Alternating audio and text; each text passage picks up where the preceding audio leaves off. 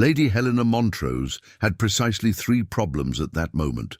The first was that she was currently hiding behind a column at the Duke of Ravenshire's ball, eavesdropping on a conversation that was most certainly none of her concern. The second was that her best friend, Charlotte, had disappeared into the crowd, leaving her to her own reckless devices. And the third, undoubtedly the most troublesome, was that His Grace, the impossibly arrogant and insufferably handsome Duke of Ravenshire, had just uttered words so shocking that Helena nearly choked on the champagne she wasn't even drinking. "I shall marry Lady Helena Montrose." Silence. A long, dreadful, deafening silence. Then uproar. A collection of gasps, a titter of laughter, and one rather scandalized choking sound from Lord Pembroke, who seemed to have inhaled his brandy in sheer horror. Helena pressed herself against the marble pillar, her mind racing. Marry, marry. Ravenshire had never spoken more than 3 words to her in their entire acquaintance, and none of them had been particularly pleasant. In fact, their last conversation had consisted of him informing her that she was entirely too opinionated for polite society, and her retaliating that he was a wretched bore with a personality as stiff as his cravat. And now he intended to marry her. She had 2 options. She could feint elegantly to avoid the inevitable confrontation, or she could march straight up to the insufferable Duke and demand an explanation. Unfortunately, Helena had never been very good at feinting. Helena squared her shoulders, lifted her chin, and marched directly into the lion's den, otherwise known as the Duke of Ravenshire, who was now surrounded by a sea of wide-eyed, scandal-hungry aristocrats. "Your Grace," she said, her voice deceptively sweet. A word, the gathered lords and ladies parted like the Red Sea, eager to witness whatever spectacle was about to unfold. Ravenshire, to his credit, did not look surprised. If anything, his grey eyes gleamed with something dangerously close to amusement. "Lady Helena," he murmured, inclining his head, "how delightful that you could join me. Have you come to accept my proposal?" Helena snorted. The horrified gasp from Lady Abernathy suggested that Helena had just committed an unpardonable sin, but she hardly cared. "I was under the impression that a proposal usually involved some prior discussion," she said coolly, "rather than, say, a public proclamation without the knowledge or consent of the intended bride." He smiled, slow and deliberate, as if enjoying himself. "Ah, I see you take issue with my method rather than the offer itself." Helena clenched her fists. "I take issue with both, Your Grace." A ripple of laughter swept through the crowd, but Ravenshire remained infuriatingly composed. "You misunderstand, Lady Helena. I did not propose." He leaned in slightly, his voice dropping just enough that only she could hear. "I merely stated a fact." Her pulse jumped. She ignored it. "A fact," she repeated, arching a brow. "Yes," he said smoothly. "You will marry me." The sheer audacity of the man. "And what, pray tell, has possessed you to reach such a ridiculous conclusion?" He hesitated just for a fraction of a second, so brief that she might have imagined it. Then he leaned even closer. "Meet me in the library in 10 minutes, and I shall explain everything." Before she could protest, he turned away, offering a slight bow to the assembled crowd. "Ladies, gentlemen, if you will excuse me." Helena watched him go, her mind a whirl of questions, indignation and, most troubling of all, curiosity. Helena stormed into the Ravenshire library exactly 10 minutes later, her silk skirts swishing furiously around her ankles. The room was dimly lit, the scent of old books and faint cigar smoke lingering in the air. And there he was, standing by the fireplace, one hand resting casually on the mantel, as if he had not just publicly upended her entire life. "You have precisely 60 seconds to explain yourself before I begin throwing things," she announced, planting her hands on her hips. Ravenshire turned, utterly unruffled. "How very generous of you." Helena narrowed her eyes. 55 seconds. The Duke exhaled, studying her with an unreadable expression. Then, with a sigh that suggested this was as tiresome for him as it was infuriating for her, he spoke. "I require a wife," he said simply. Helena let out a humorless laugh. "Oh, well then, by all means, allow me to volunteer myself for a lifetime of marital bliss with a man who barely tolerates my existence." A flicker of something, amusement, crossed his face, but it was gone before she could be sure. "Your name was the only one I could offer," he said. Helena frowned. "Offer?" He stepped closer, lowering his voice. "I am in a rather difficult position, Lady Helena, one that requires an immediate solution. It seems my dear meddlesome grandmother has given me an ultimatum: marry before the end of the season, or she will ensure that my entire inheritance is redirected elsewhere." Helena blinked. "You mean to tell me that you—" She pointed an accusatory finger at him. "The great and untouchable Duke of Ravenshire are at the mercy of an elderly dowager." His jaw tightened. "You do realize my grandmother once reduced a French ambassador to tears, don't you?" Helena smirked. "She sounds delightful. I assure you she is not." "But why me?" she demanded. "Surely there are a dozen more agreeable young ladies willing to throw themselves at your feet." "Precisely," he said, "which is why I chose you." Helena blinked. "That is the worst explanation I have ever heard." His lips twitched. "Is it? Or is it that you simply do not wish to acknowledge the truth?" She crossed her arms. "And what truth is that, Your Grace?" "You are the only woman in London who does not wish to marry me." A stunned silence stretched between them. "Oh, well, damn." Helena stared at the Duke of Ravenshire as if he had just suggested they rob the Bank of England together. "You are out of your mind." He looked maddeningly unbothered. "Quite possibly. But that does not change the fact that you are the perfect solution to my predicament." Helena exhaled sharply, pacing to the nearest bookshelf and running her fingers along the spines of old leather-bound volumes. "Let me see if I understand correctly. You need a wife, but rather than choosing one of the many simpering young ladies who would be delighted to throw themselves at your feet, you have chosen me, the one woman in London who finds you insufferable." "Exactly," she turned to glare at him. "Do you hear yourself when you speak, Your Grace?" He smirked. "Frequently. I find myself quite amusing." "Of course you do." She pinched the bridge of her nose. "And tell me, why on earth would I agree to this absurd scheme?" "Because," he said, stepping closer, "if you do not, I shall be forced to marry someone who will make both our lives miserable." Helena's brow furrowed. "Our lives." He exhaled. "Lady Genevieve Norwood." Helena gasped. "Oh, no." Lady Genevieve was not merely an ambitious social climber. She was a viper disguised in silk and lace, a woman who collected secrets and used them as currency. If Ravenshire married her, she would make it her life's mission to destroy anyone who had ever crossed her, and Helena, as it happened, had definitely crossed her. "I see you understand my predicament," Ravenshire murmured. Helena clenched her jaw. "You are a manipulative, scheming—" He lifted a brow. "Careful, Lady Helena. You're about to say something unkind, and then you will have to apologize. I should hate for that to happen." She huffed. "Fine. Suppose I do agree. What do I get in return?"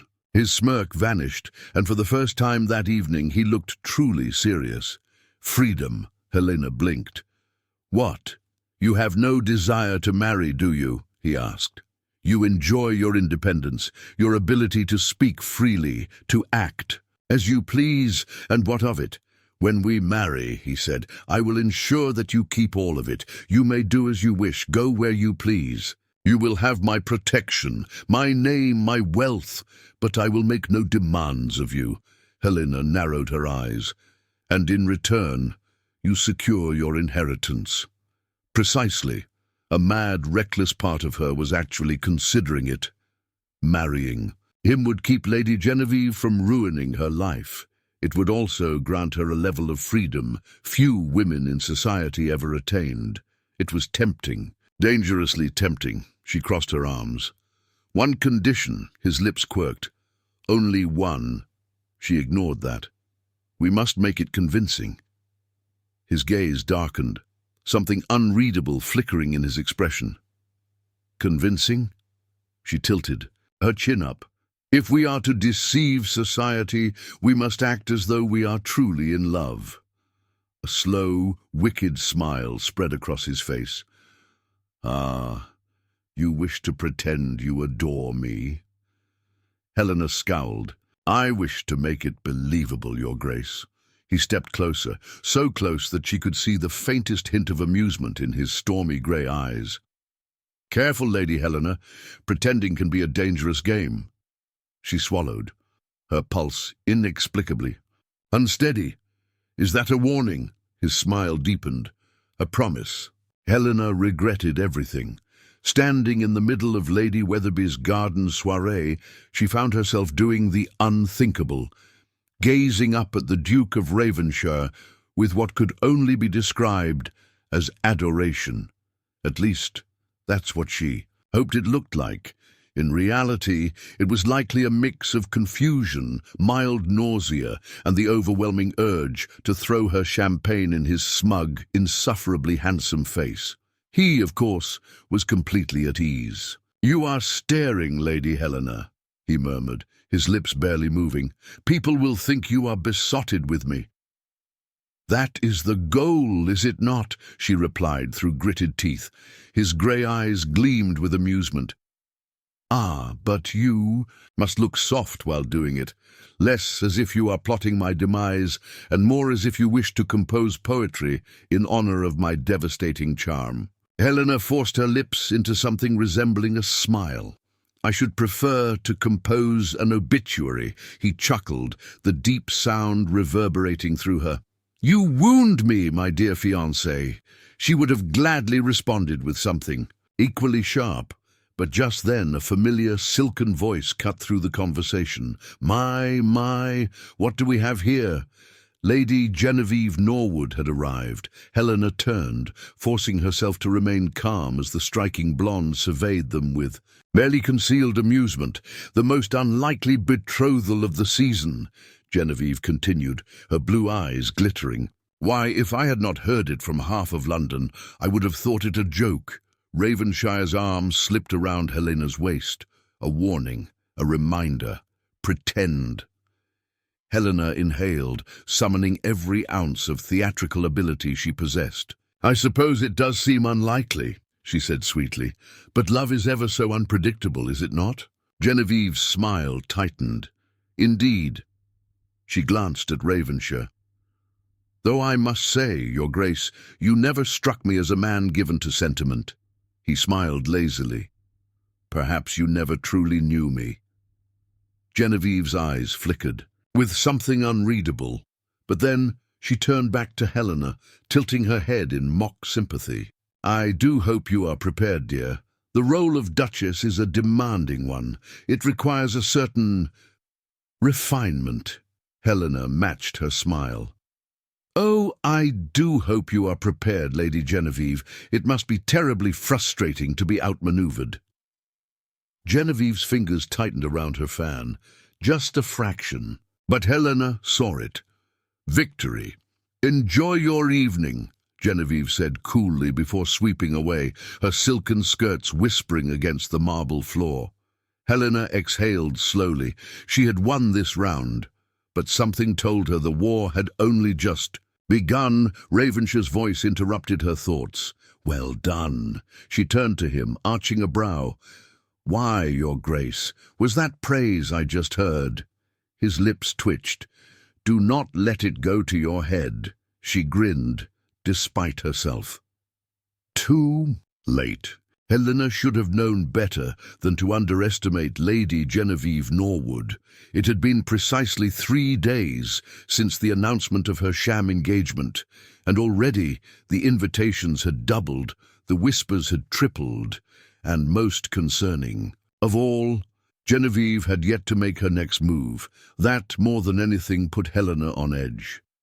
Unfortunately, she had little time to dwell on the matter, as she was currently occupied with an even greater challenge, appearing utterly smitten with the Duke of Ravenshire while taking afternoon tea at Hyde Park. "Would it kill you to gaze at me adoringly?" Ravenshire murmured as he stirred his tea, his expression infuriatingly amused. Helena took a slow sip from her own cup. "Would it kill you to deserve it?" His lips twitched. "You wound me." "That is hardly my concern." She placed her teacup down, resisting the urge to throw the rest of its contents in his lap. She had endured enough of this ridiculous charade for one afternoon. Unfortunately, Lady Abernathy and her flock of gossip-loving companions had yet to lose interest in their table, watching them like hawks eager for the slightest misstep. Helena inhaled, then, because she was nothing if not committed to her craft, leaned forward with a sigh, resting her chin on one hand as she peered up at Ravenshire through her lashes. "My darling," she cooed, voice dripping with exaggerated devotion. "Tell me, whatever shall I do without you when you are called away to your dreadful estate?" The ladies across from them nearly collapsed from excitement. Ravenshire, to his credit, barely blinked. Instead, he reached out, casually, deliberately, and took her free hand in his. For a moment she forgot how to breathe. The warmth of his fingers against her skin sent an unexpected jolt of awareness through her, her pulse stuttering despite herself. His grey eyes gleamed. "You needn't worry, my love. I shall count the minutes until I return to your side." The words were nothing, empty, rehearsed, a part of their game. And yet, the way he said them, the low, deliberate cadence of his voice, it felt almost real, dangerously so. She snatched her hand back, clearing her throat. "Well," she said briskly, "that was convincingly insipid." He smirked. "You think so? I know so." And yet, as they stood to leave, Helena could not quite shake the memory of his fingers against hers. Helena had survived many things: the cutting remarks of the ton, the disapproving stares of society matrons, even an unfortunate incident involving a rogue pheasant at Lord Harrington's hunting party. But nothing had prepared her for this. She was standing in the middle of Almack's, the very heart of London's social scene, with the Duke of Ravenshire's hand resting lightly at the small of her back. That was not the problem. The problem was that she was enjoying it. It had been 2 weeks since they struck their deal, and in that time Ravenshire had played his role to perfection. He danced with her at every ball, sent her extravagant bouquets, and even penned her the most ridiculous love letters, each more absurdly poetic than the last. And worse, she was starting to believe it. "My dear fiancé, you are scowling," Ravenshire murmured, his breath warm against her ear, hardly the expression of a woman madly in love. Helena forced a smile, though it felt brittle. "Perhaps I am merely overwhelmed by your charm." "Ah," he mused, "that would explain." The faint grimace. She stepped on his foot. Ravenshire barely winced. "Your affections wound me, my love. If you wish to keep your foot intact, you will cease calling me that." He laughed, and damn him. The sound sent a shiver down her spine. She needed to remember. This was all a performance, a carefully constructed illusion. She was not actually falling for the Duke of Ravenshire, absolutely not. But as he led her onto the dance floor, guiding her effortlessly through the waltz, Helena found herself wondering, if this were real, if this were a love match, would it feel any different? Then she caught sight of Lady Genevieve watching them from across the ballroom, her sharp blue eyes glittering with something Helena did not like. And just like that, the illusion shattered. Genevieve was planning something, and if Helena wasn't careful, she wouldn't just lose control of this game, she'd lose everything. Helena had made a terrible mistake, not the kind that could be brushed away with a witty remark or a well-timed distraction. No, this was the sort of mistake that lodged itself in the pit of her stomach and refused to be ignored. She was falling for the Duke of Ravenshire. It was absurd, ridiculous, entirely impossible, and yet there was no other explanation for the way her pulse quickened whenever he leaned in just a little too close, or the way her breath caught when he called her my love in that infuriatingly smooth voice. This was not part of the plan, and it certainly did not help that Lady Genevieve had finally decided to make her move. "I do hope you are enjoying your engagement, Lady Helena," Genevieve said sweetly, seating herself beside Helena at the Montrose garden party. Helena forced a smile. "Immensely." Genevieve's lips curved, but her eyes remained cold. "How fortunate, then, that I have a gift for you." Helena tensed as Genevieve slipped a small piece of parchment into her hands.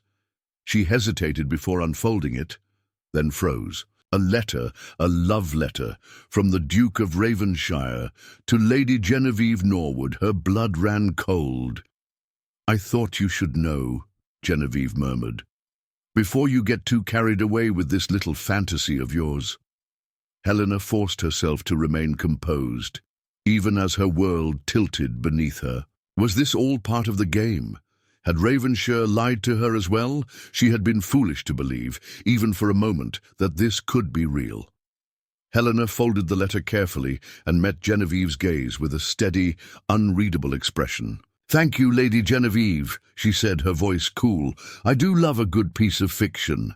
Then she turned and walked away, even as her heart cracked beneath the weight of her own words. Helena stormed into Ravenshire's study without bothering to knock. The door slammed against the wall, rattling the bookshelves, but the Duke barely glanced up from his paperwork.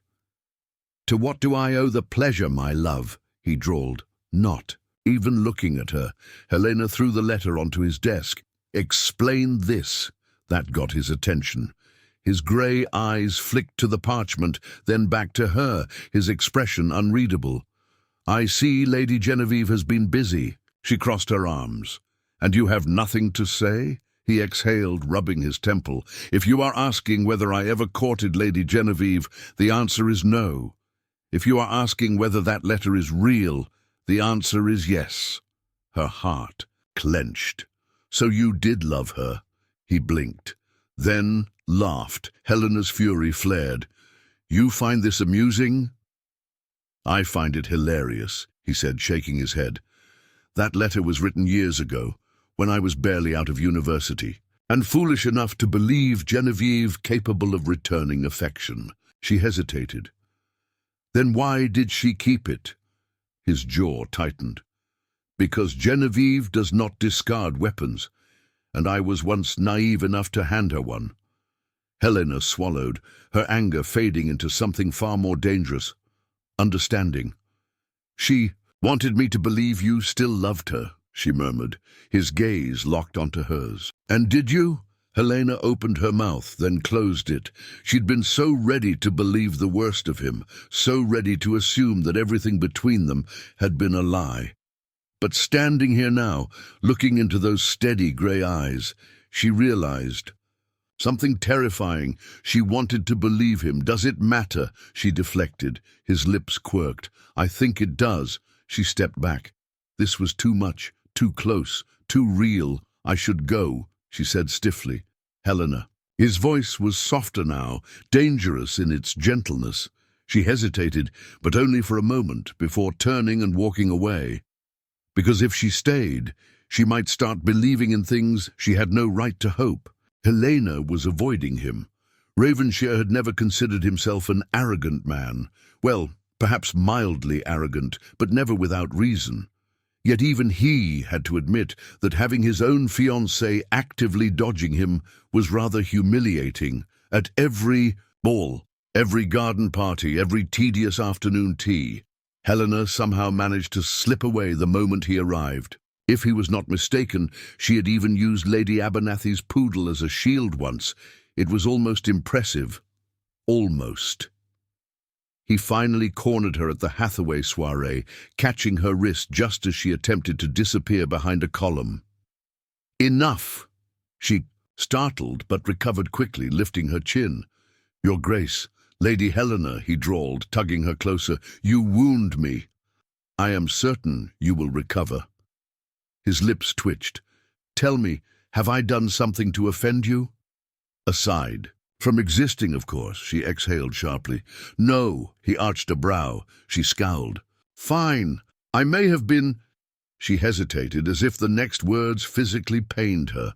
Too quick to believe Genevieve's lies. He smirked. "You? Wrong? Surely not," she glared.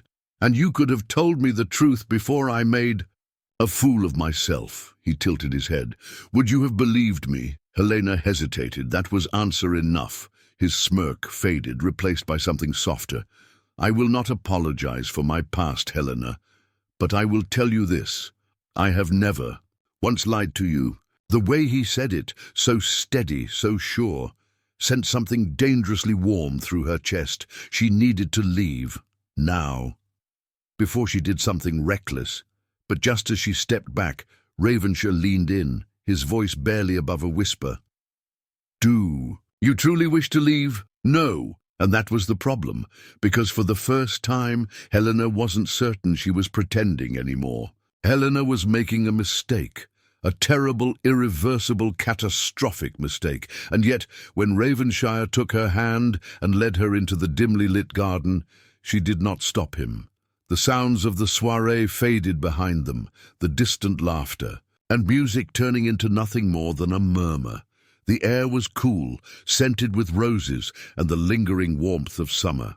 But Helena could feel nothing except the heat of Ravenshire's palm against hers. He stopped beneath the canopy of an old oak tree, turning to face her. "You are afraid," he murmured. She stiffened. "Of you?" "Hardly." A flicker of amusement danced in his grey eyes. "Not of me, of this." Helena swallowed. He was too close. The air between them was too thick, charged with something she was not ready to name. "This is a game," she reminded him. "Nothing more." He lifted a hand, brushing his thumb against her cheek, so light she might have imagined it. "Is it?" She should have pulled away. She should have laughed, made some cutting remark, reminded him and herself that this was all a farce. Instead, she tilted her head, just slightly, just enough. And then he kissed her. It was not the sort of polite, practice kiss one might expect from a duke. No. This was something else entirely. Slow, deliberate. A question and an answer all at once. Helena's heart pounded. She should stop this. She needed to stop this, but her hands betrayed her, curling into the fabric of his coat, pulling him closer. It was Ravenshire who broke away first, though he did not step back. His breath was warm against her lips. "Well," he murmured. "That was most inconvenient," Helena exhaled, unsteady. "You think," his lips twitched, "and yet you are not running." No, she wasn't, and that terrified her most of all. Epilogue: a scandalous ever after. The scandal broke before dawn. By midday, half of London was whispering about how the formidable Lady Helena Montrose had been caught in a most compromising position with the Duke of Ravenshire. By dinner, wagers were already being placed at White's over how soon the wedding would take place. Helena, for her part, refused to leave her bedchamber. "This is entirely your fault," she groaned, burying her face in her pillow. Charlotte, who had arrived, the moment the news spread, smirked. "Oh, did the Duke force you into an embrace beneath the moonlight?" Helena threw a pillow at her. "You are not helping." Charlotte caught it effortlessly. "I am helping. I'm pointing out that you, my dear, are hopelessly in love with your insufferable betrothed, and are now suffering the consequences of your own passionate lapse in judgment." Helena sat up. "I am not—" A sharp knock interrupted her, and then, before she could protest, the door opened, and in strode him, Ravenshire, looking entirely too composed for a man whose reputation had just been thoroughly destroyed. Charlotte coughed delicately. "I shall leave you two to—" She gestured vaguely. "This." Then she disappeared. Helena crossed her arms. "I do not recall inviting you in." His lips twitched. "You should know by now, my love, that I do not wait for invitations." She scowled. "Well, say what you came to say, so I may return to sulking." He stepped closer. "I came to say that we must marry immediately." She rolled her eyes. Yes, yes, I know, for propriety, for duty, for love."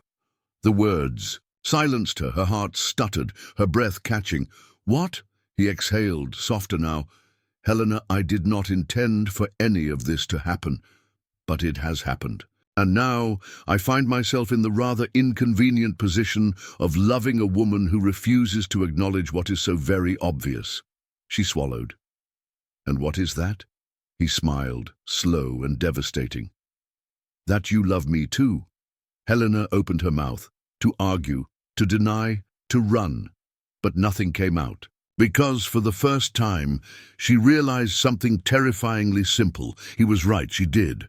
And so, instead of fleeing, instead of fighting, Lady Helena Montrose, opinionated, sharp-tongued, and utterly doomed, simply sighed.